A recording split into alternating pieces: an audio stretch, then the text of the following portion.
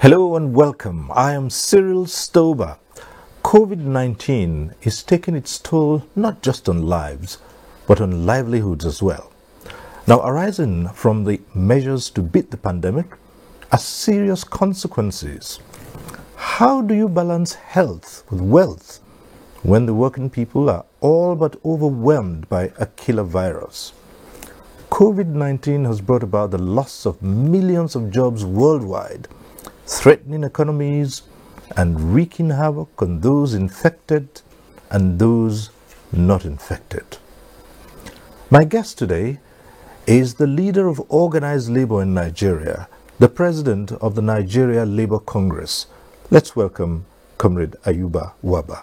Thanks for being here. Thank you, Cyril. Good evening, and good evening, viewers. It's a tough call, isn't it? What's happening? The pandemic. It's tough on not just lives, but on livelihoods. Let's start on that premise. We've seen lockdowns, we've seen restrictions, we've seen employers shutting down, we've seen threats to jobs. Millions of jobs have already been lost worldwide.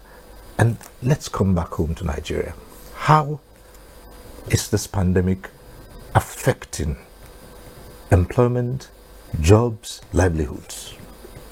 Well, it's really a challenging period globally. It's a global catastrophe that has affected both social and economic well-being of the people, but also importantly, the health of the people. And clearly speaking, even the best economies around the world have been affected. Emerging economies are also crying. The best health system around the world have also had a lot of challenges. And weak health systems, like in developing countries, have also exposed some of the inadequacies in our health system. Importantly also, the very scarce human resource in health have been overstretched in all the countries around the world. And Nigeria is not an exception. So clearly speaking, this is really a very challenging period. In the context of Nigeria, I think it's twofolded. One is the health challenge, which I think for now all of us are aware that many have been infected. We are trying to possibly work around over 2,500. We are approaching possibly 3,000. And also in the case of fatality, I think the fatality rates also have been on the increase. But importantly, I think is means of livelihood. There have been disruption in the socio-economic life of many Nigerians. And I think it will take a very long time before we return to normalcy. Jobs are being threatened and people are losing their job on daily basis. Let me start from the premise of appreciating what the CBN have just done to try to intervene and save millions of jobs in the banking sector. I think that is what is needed at this very important time. It must be people before profit. And clearly speaking, in the context of Nigeria, where you have more than 70% of the people working in the informal sector, the challenges will be so daunting because these are people that have to go out in the morning to find what to eat in the evening. You have also the class of people I refer to as the urban poor. Those are able youths that have left the villages to come to the city centers to find something to do. And you also have the rural poor. Those are people that have remained in the villages and they are into agriculture and petty trading. So clearly, if you look at the picture, it's a picture that actually paints a lot of gloom and a lot of challenge. Clearly speaking, as you said, the ones we know are even the ones we are reporting now. But I am aware that many in the small and medium-scale enterprises have already lost their means of livelihood. And especially those in the informal sector, the laborers, the carpenters, those people that depend on petty trading are also largely affected. And that's why when we had this window of opportunity of people, government trying to relax the lockdown, you saw the number of people that actually dropped out. This is to tell you the magnitude of the challenge. So clearly speaking, in the context of Nigeria, both from the economic angle and from the health angle, the challenges are overwhelming. And you have seen also the number of health workers that have been infected. It's because of the fact that with the change, our weak health system have been exposed. And importantly, now what is happening from what I've gotten from the field is that many people visiting our health facilities, be it primary care centers, be it secondary health care centers, be it tertiary institutions, they try to hide their medical history. They also hide their travel history. And therefore, workers, those frontline workers are also left to try to now guess. And that amount to the high number of cases. Not only health workers in the isolation and treatment centers, no. Health workers in different health facilities are now also testing positive. So it's really an overwhelming challenge. We pray that the number doesn't actually pass the proportion we can manage. Because if it passes that number, it then means the challenge will be too overwhelming. So I think also the fact that the fatality rate so far, when compared to other advanced countries, we can say that our fatality rate is still, I think, under a situation that is less than 5%. So clearly speaking, I think God has been so merciful, but we need to look at the whole issue and try to respond to those challenges effectively in a well-coordinated manner, but I think in an innovative way. This is what is required at this time, but not actually to now try to shift blame or try to also look at workers as being the challenge. Workers have never been a challenge anywhere in the world. In fact, workers have been part of the process of development. We create the wealth. And if we create the wealth of any society, we shouldn't be look up at this challenging period as a burden. Workers can never be burdened. And I think that's the problem of organized labor and particularly NLC have had with some employers. Instead of coming to the table to look at how we can discuss, because the laws are very explicit, we can discuss such issues through a collective bargaining process. And in 4 of the thematic areas that ILO have come up with for responses, country responses, one of the key areas is social dialogue. Social dialogue to address any challenge. Yes, because clearly with the challenge in the economy, there will be threat to jobs. Right. But we must do it in an innovative way so that the issues don't get compounded and then we go into prolonged recession, God forbid, and it's compound our issue. So this is where we are, Cyril. Two issues come readily to mind, and that's even before we go into the specifics. As you have also observed, jobs have been lost daily, even in well-managed economies. We've seen layoffs. Now, we say we're part of a global system, and so some employers are beginning to say, look, if the best run agencies, the best run organizations have been brought to their knees and they're forced to take drastic measures in terms of job losses, job cuts, or reduction of emoluments. Why is the case different in Nigeria? Well, thank you, Cyril. As you rightly put it, the challenge to job losses and income losses is a global issue now with the challenge of COVID-19. But also in many of those countries, they are looking at country-specific issues.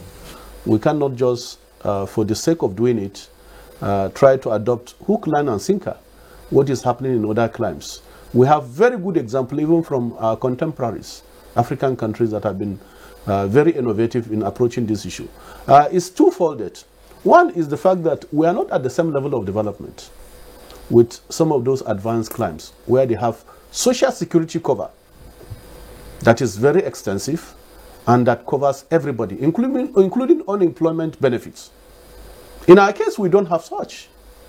And in our case, even those working in well-established organizations, the social security cover is not there, it's not enough. When you lose your job in Nigeria, whether in the informal or formal sector, there is no perfect social security cover. So this is one issue. The second issue is the high unemployment rate.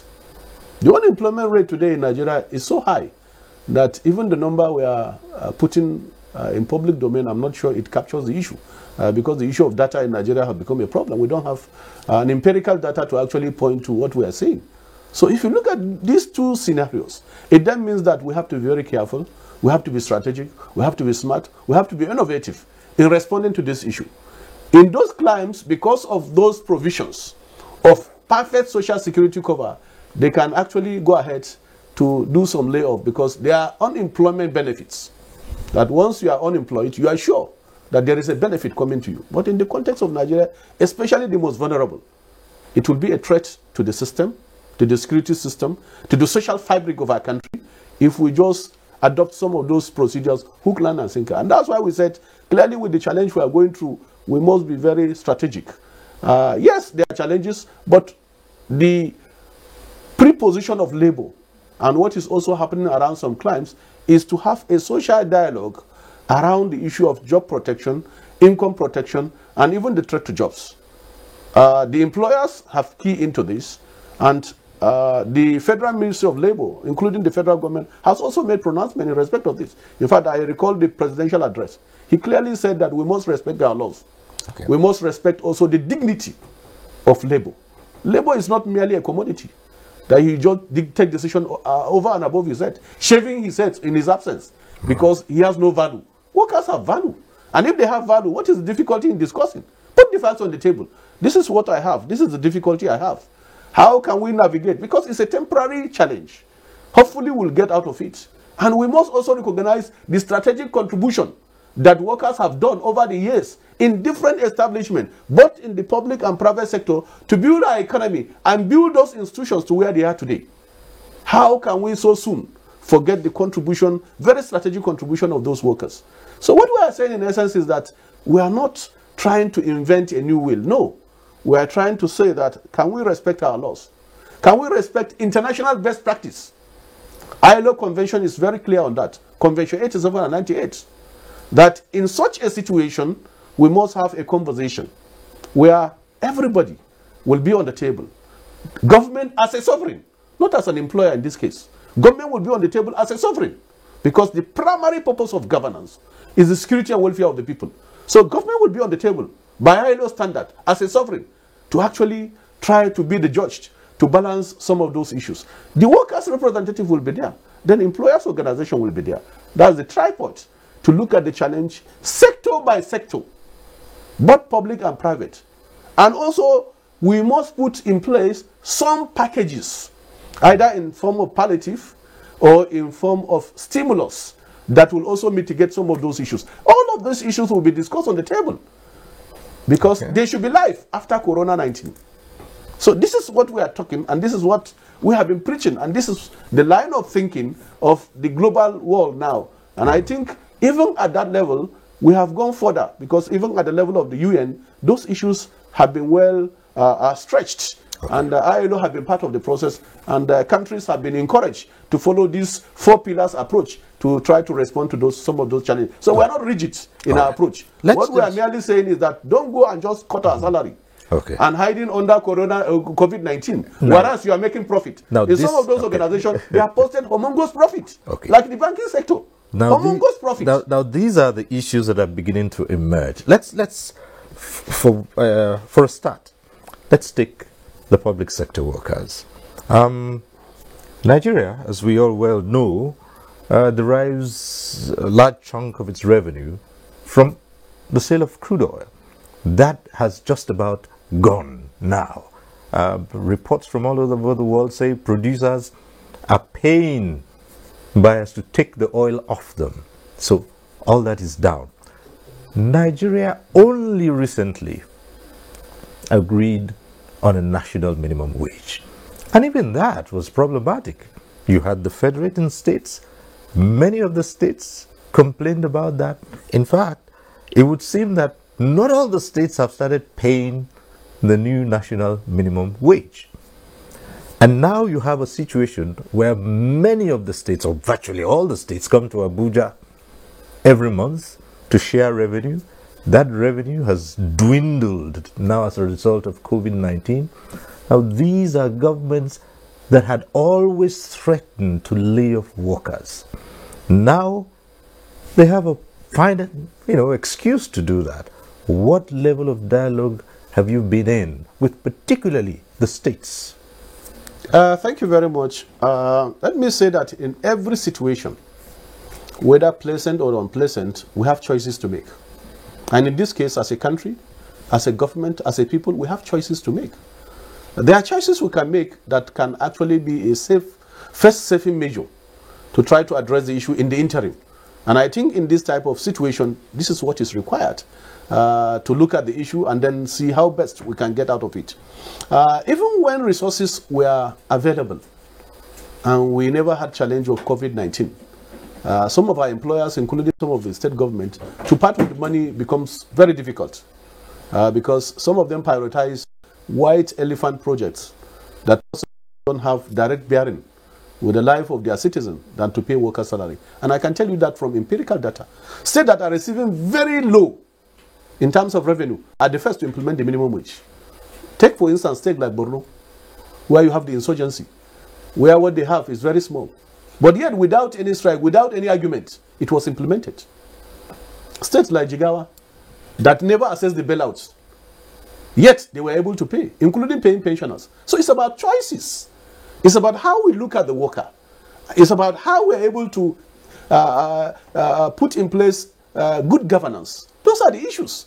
It's essentially not about the issue of revenue. But in this case now, it's about the issue of revenue. Why should the first choice be to cut worker salary? We know, as a matter of fact, that some of our states are well indulged. They are well indulged in terms of resources. And if we're able to think out of the box, I'm sure that we'll be able to diversify our economy. Don't only rely on coming to Abuja on a monthly basis to now collect resources that in most cases strict accountability is not actually attached to it. Yeah, but all those would say before this pandemic. Yes, all of these are factors we need to now look at. One, I agree with you, we are in a challenging period. And that's why I keep emphasizing, even in this challenging period, while workers will be ready and unions will be ready to give some concession, but we must do that also on the basis of clear information that we have before us, where we will engage in a process of collective bargaining. Two, there are also avenues to cut excesses. We now have to do things that are necessary and important and that has direct bearing with the life of citizens. It's about life and death. So we have choices to make. It's about life and death. Which one is more important? To have retinue of 8 or have convoy of 100 vehicles or have a convoy of 2 vehicles and then use the money to save lives? Which one is important and more strategic? So it's to think strategic now. And what we are saying is that when you put the facts on the table, we'll be able to tell you areas where you can cut off, areas where we can do saving, and areas we can also make sacrifices. This is what we are saying in this challenging period. But we don't also agree on a situation where a governor unilaterally will just say, I've deducted worker salary with 25%. I'm also deducting my own with 50%. How much people say that? How much are they earning? Can you compare somebody earning? Because even in the 30,000 we're talking about, when you remove tax, you remove other mandatory deduction, National Housing Fund, you remove pay as you earn. How much is left? It's around 25,000. Can you compare that with somebody that is earning 3, 4, 5, 15 million? If you cut his own with 50%, we go to the same market. How much is he left with? A worker that is earning 25. If you cut 25,000, how much is left? And you know the situation in Nigeria. Every worker today have dependents because of our extended family system. If you are the only breadwinner in the family and you are working, you take care of everybody because of the unemployment situation. This is the reality of the issue. So in the context of taking decision, why not put the facts on the table? Why must we shave our head in our absence, even without dialogue, to say that you have a challenge? Some of them, let me tell you the fact. Before they assume office of governors, we know how much they have declared as their personal wealth. How many of them have come out openly to say, out of my personal wealth, not government resources, because government resources in government coffers is also our common wealth. How many of them have come out to say, I have declared 900 billion. Out of that 900 billion in my account and my assets, I'm donating to the public 25% of my wealth. For a worker, his entire wealth is that salary. So where is the justification to say that for a worker, unilaterally, you are going to deduct his salary? So let's strike a balance. That is our argument. Our argument is that bring the facts to the table. Why are you hiding the facts? Putting some facts under the table and then taking some decision over and above our heads. This is not what labor is all about. Globally, nowhere has such decision been taken without consultation. Even where we'll make sacrifice, we'll be ready to do that. But let there be consultation, genuine consultation, putting the facts on the table.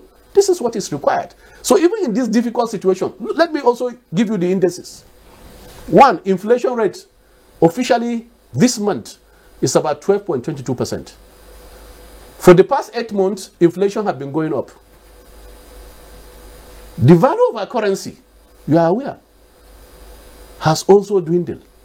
Today, the exchange rate is hovering around, in the black market, around over 400 naira to the dollar. Price of goods and services have gone up. So how do you want the worker to survive in these very difficult times? This is the balance we need to strike. We are not just arguing for arguing's sake. No. We are arguing with empirical data to try to advance an argument of knowing what we need to do. If there are challenges, yes, we agree there are challenges, but let everybody be in the discussion to know how best we are going to navigate. We are not running away from discussion. We are not saying we cannot make sacrifice, but we are saying in the context of what is happening, put it on the table. I give you an example.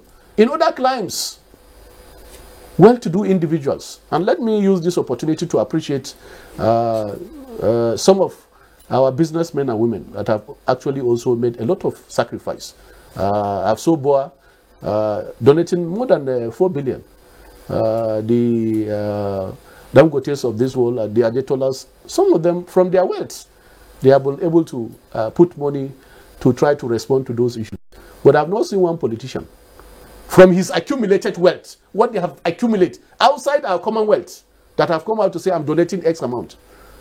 Because when you put hand into our commonwealth and you are donating, it's still our money. You are stealing from Paul to now pay Paul. Not even from Peter to pay Paul. No.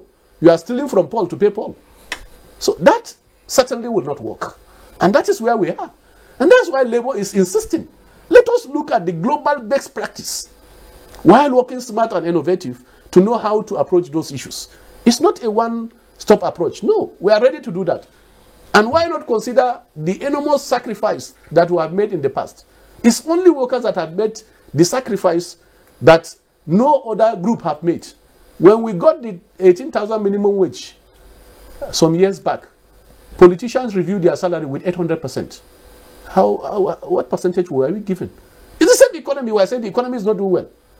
I agree with you. The resources have dwindled. With the lockdown, even VAT that actually supplements the oil revenue will also go down. And other sources of revenue will also go down. And that's why we are saying that we must find a balance. between continuous lockdown and also how smart we can be able to allow some other establishment to work so that the challenge does not become more compounded. So we are ready to discuss. Even yesterday, I must thank the Minister of Finance. Through a visual meeting, Labour was also invited to be part of the discussion on the strategy to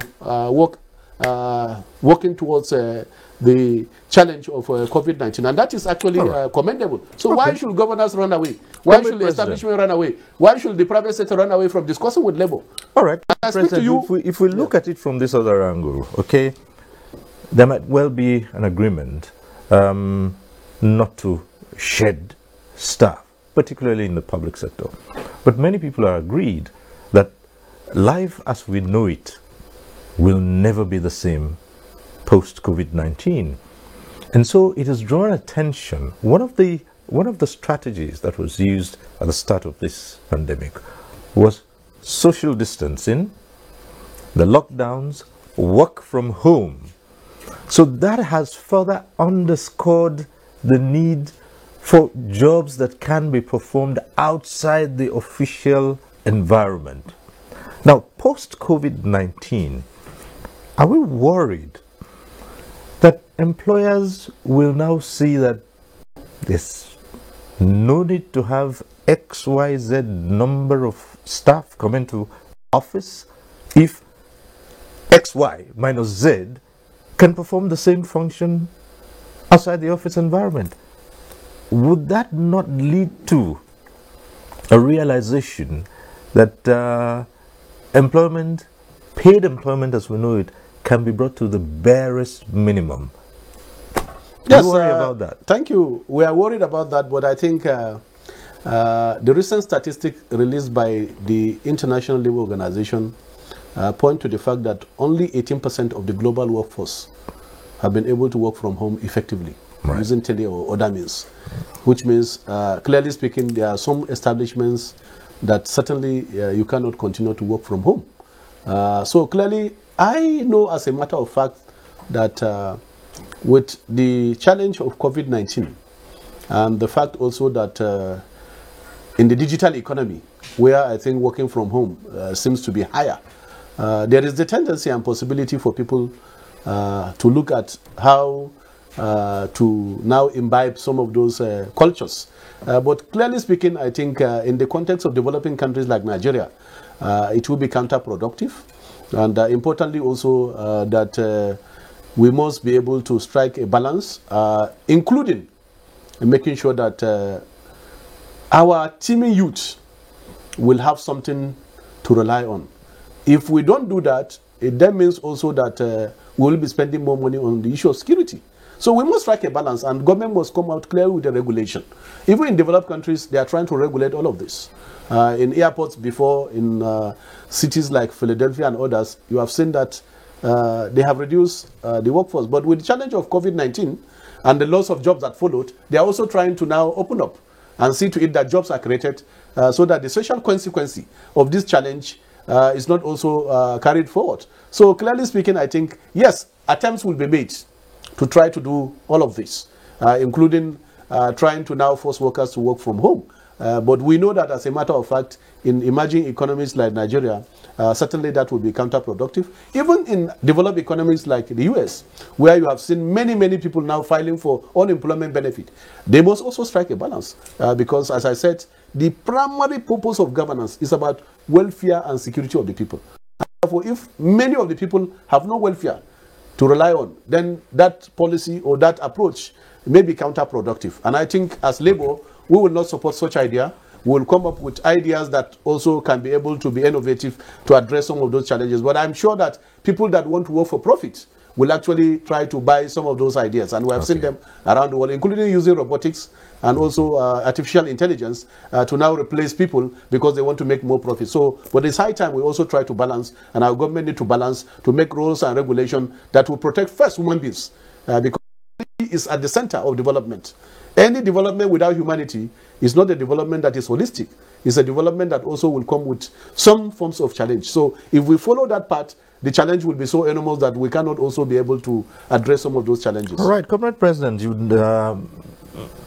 many administrations in Nigeria have tried to tinker with the setup in the public service, the civil service. Many reforms, many committees have been set up in the past by various administrations, including the Buhari administration, to review practices in the civil service, in government departments and agencies. Some reports from some committees from earlier administrations have been sent forward to current administrations. Quite recently, there has been the talk of reforms, mergers. What is the position of Labour on these mergers and reforms at this point in time? Well, let me make the point that, yes, there have been a lot of reforms in the past by successive governments. And I can say that some of those reforms have not been able to deliver on what they ought to have delivered. Let me give you one example. In 2004-2005, there is the entire public service reform, where we brought in the issue of monetization, the sale of government houses, and saying that once you do that, and also outsourcing some services, particularly drivers and cleaners in the ministry, department, and agencies. As we speak today, most of those promises that have been made, that those reforms will deliver, they have not been able to deliver. In fact, monetization has been abused. Because the essence of monetization is to say that the humongous amount that is being paid to our political elites to maintain their drivers, maintain their vehicles, such amount will go. But we have seen what is happening now. Still, our resources is being used to buy vehicles. They call it utility, but under the utility they hide, and they have been doing a lot of havoc. Even those category of workers that have been outsourced, you have seen what is happening. I remembered when I was on the board of one of the teaching hostels. In fact, the management was sued because they couldn't pay for an outsourced service. First, the cost of the outsourced service is even much higher than the staff that were laid off. So the hospital could not cope up. They have to abandon entirely that process of outsourcing cleaners, because also cleaning hospital is not like cleaning other places. So I can say that it has been policy somersault, no consistency, and in most cases they have not worked. Well, of recent we have also heard about the Onosade committee report. I've read the report, I've also read the white paper, and therefore I'm at loss. Which one are they going to implement? Is it the white paper? Because I saw the white paper, actually the white paper committee did well, because they were able to curtail some of the challenges that will have arose from implementing that committee report. Let us also have at the back of our mind that some of those agencies are also establishments of law. They were enacted by law. If you want to merge two agencies and both agencies have law that is backing them, we then have to review the law also before we now go to do the merger. If merger is about bringing efficiency and productivity, we are for it. But if merger is actually targeted at reducing the workforce, then it's also going to compound our issue. So we'll follow logically to interface with the implementing committee to know which one are they even implementing and how are they going to implement it. Because we are in a very precarious situation, and I think also that it will not be proper even to implement it now. Let us get out of one challenge so that we don't put too many things on the table, and then at the end of the day we lose essence of what we want to achieve. I think it's for us now to concentrate and fight coronavirus and let the process and the economy and also the challenge be addressed substantially. Then we can look at other issues so that we don't just get our mind divided in addressing some of those issues. All right. Lockdowns have been eased all over the country, and the machinery of the civil service is coming back to life, albeit gradually. Certain categories of workers at the national level have been asked to resume duties 3 times a week. States have also adopted some of these measures. But here, you have also some challenges. How prepared are employers to ensure the safety of the workers who resume duty? Where I'm going to is, what are the rights of the worker to say, look, if you have not provided this safe environment and the things I need, which now are not just what used to be because of this virus, what is the right of the worker to say, look, I cannot go back to work under the circumstances if you have not provided what is necessary for me to work in this pandemic. Well, first, let me start by appreciating profusely Mr. President for actually allowing for gradual opening up. Because it was one conversation that I think there had been for and against. But I think in this case, I think the decision is well balanced. What remains is actually the implementation, which is what we need to do to ensure that that good gesture is not also abused. I think our problem stems from two issues. One is the fact that when people begin to compare Nigeria and possibly countries like Ghana, they forget that Nigeria is a federation and Ghana is a unitary state. Because in the case of Ghana, the lockdown was done at once. And therefore, every of the other provinces and entities were under lockdown. In the case of Nigeria, even when we locked down Lagos, Ogun, and Abuja, some states were still operating. And people were able to leave Lagos and travel to states like Kano, up to Maiduguri. I saw people traveling on motorcycle. From Lagos to Maiduguri, people travel on motorcycle. Some joined trucks. So we are not actually operating at the same frequency in responding to this issue. So to now say perpetually, because in the case of Nigeria, like in the case of US, state governors also have their own role to play in declaring either lockdown, partial lockdown, or even refusing to lock down completely. And that is what has happened. So in order to do a balancing and ensure also that some category of people don't suffer, and also some category of people don't have their means of livelihood cut off completely, that balance was then proposed. And I think it's a wise decision. Right. In the context of this, there are many models around the world that have worked. There are countries that have not undergone any lockdown. One of them is Sweden, Korea, and Taiwan. South Korea. Yes, they have not, that's why I say Korea. They have not done any lockdown. What they did is to enforce, one, social distancing, enforce use of masks, enforce the issue of personal hygiene. And it's working. And the economy is also working. So we must be smart and innovative in the context of Nigeria. We don't just go and adopt what will not work in our own situation, because in our own situation, 70% or more are in the informal sector. You need to make sure you accommodate them. And that's why when the relaxation was made, you see the number of people that trooped out, even to access banking services. That is to tell you the enormity of the problem. So I don't share in those that are arguing that we should look at countries like Ghana. No, we are not at the same level. All right. You should compare apple with apple. Okay. You don't compare apple with pineapple. That will not work, and I think that has no empirical or scientific basis. Okay, the work has been asked. Going now to the issue of how we can ensure safety of the work, even in this gradual lockdown. What is important, I think, is for us also not to just do copy and paste. Even in the gradual opening up, we must know the situation of our people now. In the civil service or public service, I expected that it should be gradual. Maybe you start even from level 15 or directors and one staff. You start at that level and make sure that you provide also all the protective requirements in terms of hand sanitizers, in terms of wash hand basin and equipment, in terms of mask. All of these things need to be provided, and we monitor the situation. And gradually, from one level to another, we can then gradually look at the situation gradually.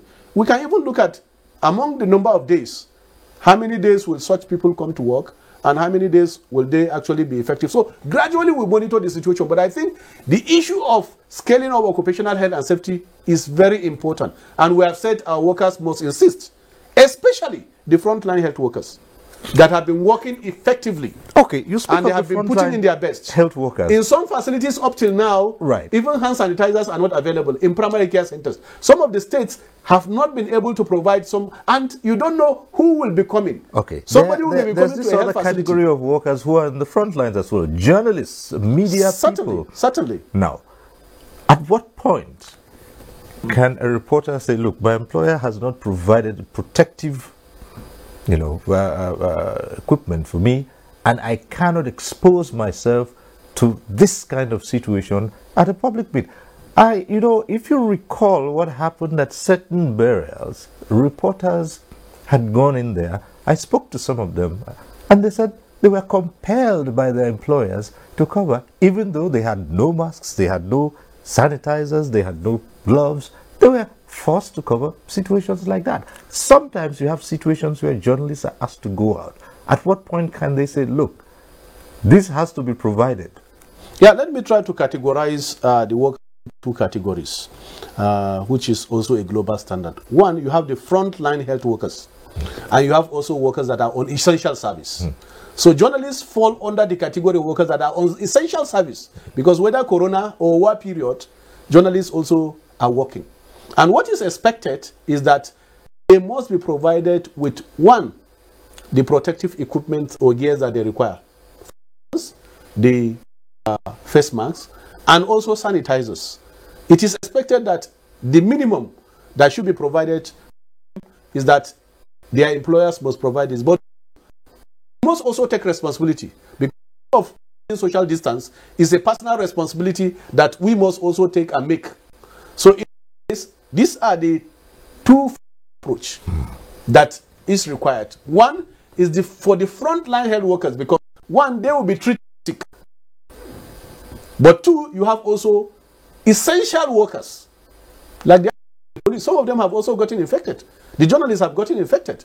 But in this case, we must also be very strategic to ensure that, yes, employers must provide A, B, C, but also the worker must also take full responsibility of ensuring social distancing. When you are covering an event, it is expected that you must be sure that social distancing is maintained. As a law enforcement agent, police and paramilitary, if they are also enforcing the lockdown, they must also take precaution. One, they require also the mask, they require hand sanitizers, but they must respect also social distancing. So in all circumstances, we have a responsibility of workers, we have a responsibility of unions to ensure that the worker is given the material he is needed to work, but also the worker also have to take some responsibility. If these things are not provided, your safety is first. Let's report to your union and we'll be ready to take it off.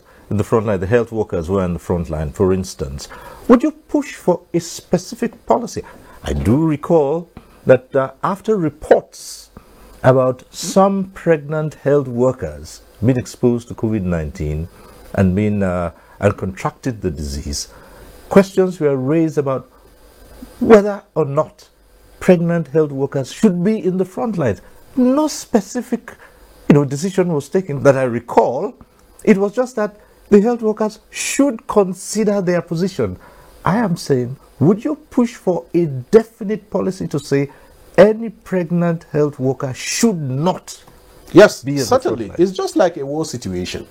In war situation, you are sure that you don't take the weak or those that are aged to the front line. You possibly keep them as reserves. In this case, we'll liaise with the health sector unions to make a particular policy recommendation. I don't expect pregnant women. You know also the other issues associated with pregnancy.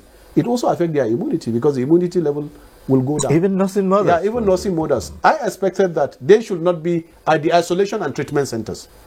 They can be in the health facilities doing their routine job as usual, but they should not actually be in the treatment and isolation centers. And I think that is a reasonable decision or a reasonable policy that can be made, so that we can also be able to protect them and also even protect the unborn baby from also being exposed to the coronavirus. So I think this is a policy that we can be able to engage. Speaking of palliatives for vulnerable groups, it's been agreed that the elderly, the senior citizens are at risk. And we've heard of palliatives. I'm not sure if we've heard of any specific palliatives for these senior citizens, because as a result, it's quite easy to say, well, the pensioners, their pensions are guaranteed.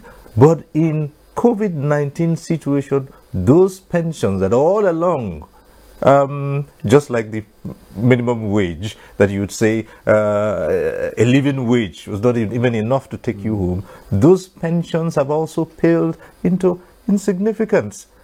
So what measures, I am yet to know of any that has been specifically directed at the senior citizens, apart from saying stay at home? Some of them can't afford to just stay at home. Yes, Cyril, I think I've tried to allude to that challenge earlier. to say that we have a systemic problem of not actually having a social security system that covers even the most vulnerable. I agree with you, everywhere around the world, the aged are the most vulnerable, even in the context of COVID-19, because most of them have some underlying ailments, of which it will actually compound also their exposure to COVID-19. For now, I'm not sure, I've not heard of any palliative that is targeted at the aged. Even some of them have complained that even their monthly pension, I think, has not been forthcoming, particularly those in the States. So clearly speaking, I think we are doing a disservice to these very senior citizens, and we have continued to advocate and will advocate for them, that we must also respect our senior citizens. These are people that have put in their best in the service of our nation, and certainly I quite see reason in trying to say that because they are a special group of people, I think it's high time some of the palliative also should be targeted actually to those group of people who are most vulnerable, especially those also that don't have relation that are taking care of them. You know that in other climes, you have even a residential accommodation for the aged. You don't need to stay with your children. But here we don't have such arrangement. Everything is left to the extended family, where you don't have a well-to-do extended family. Then you are on your own and you suffer. And that's why the death of recent is also very high among the aged, the senior citizens. From many states, you have had the record of a high number of deaths from those category of people, possibly also because some of the care had not been extended to them. But I think also even the level of information dissemination about the fact that they are very vulnerable, we need to scale up the information dissemination, because first is that they also need to take some personal precautions, and secondly also that we need to have government also caring for them in terms of also making palliative or intervention specifically targeted at this group of people. So certainly I think it's a very challenging period, and because possibly also the fact that resources are very scarce, because that's why